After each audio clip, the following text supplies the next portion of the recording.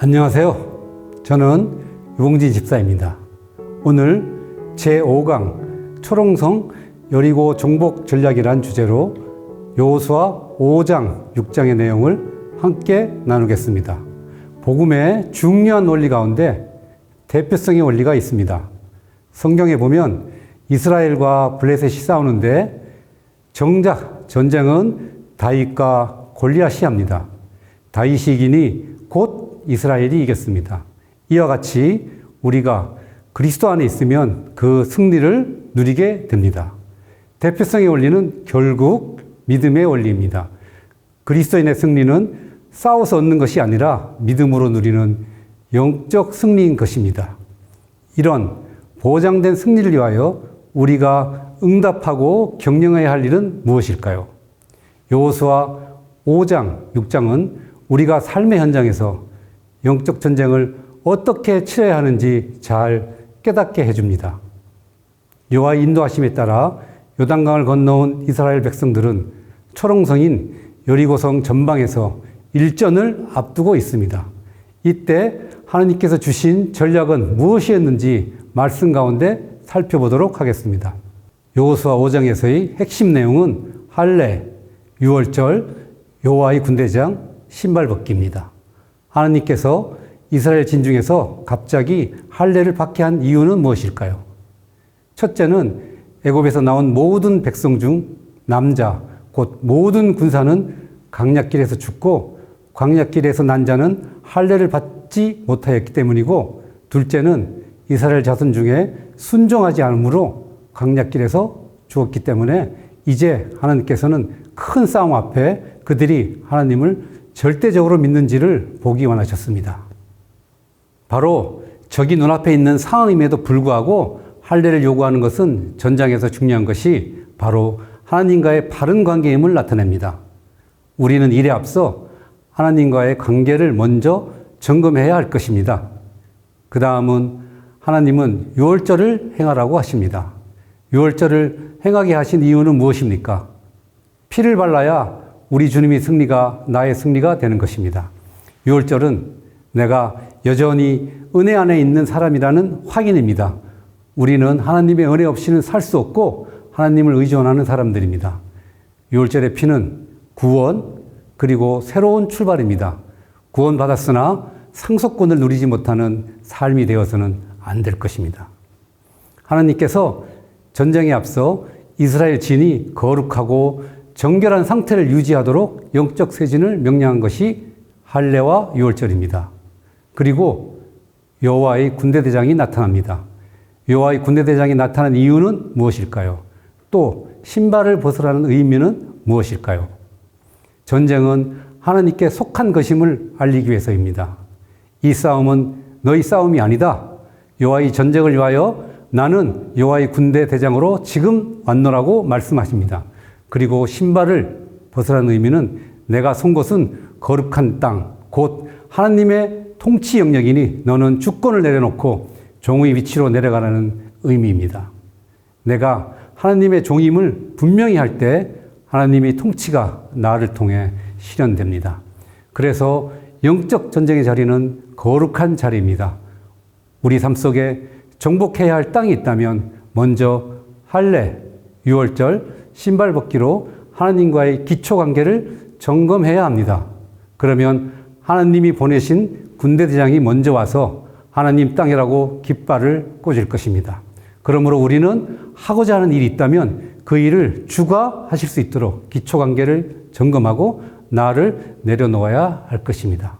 6장에서는 초롱성인 여리고성을 무너뜨리게 됩니다.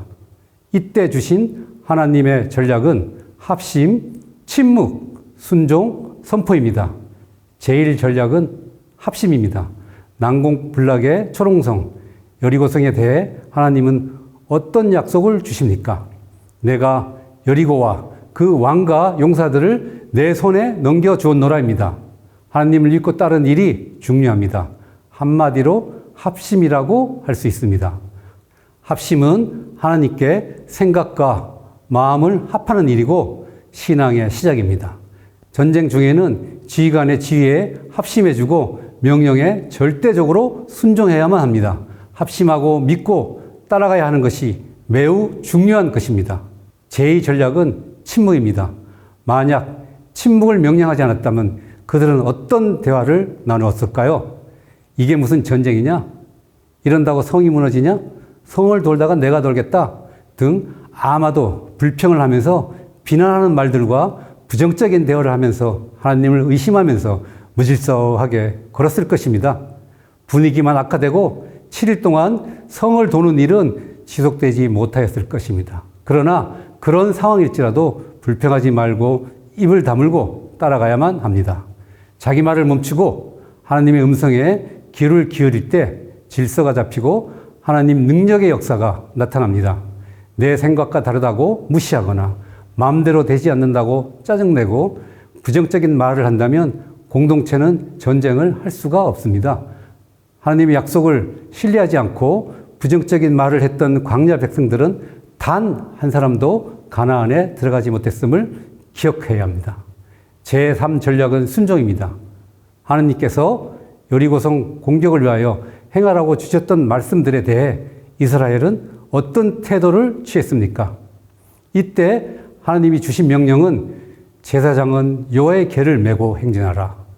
제사장 7은 양각 나팔을 잡고 여호와의 궤 앞에서 계속 행진하며 나팔을 불고 무정한 자들은 나팔수 앞에서 행진하며 후군은 궤를 따르고 아침에 일찍 일어나 그 성을 매일 한 번씩 돌라 했습니다.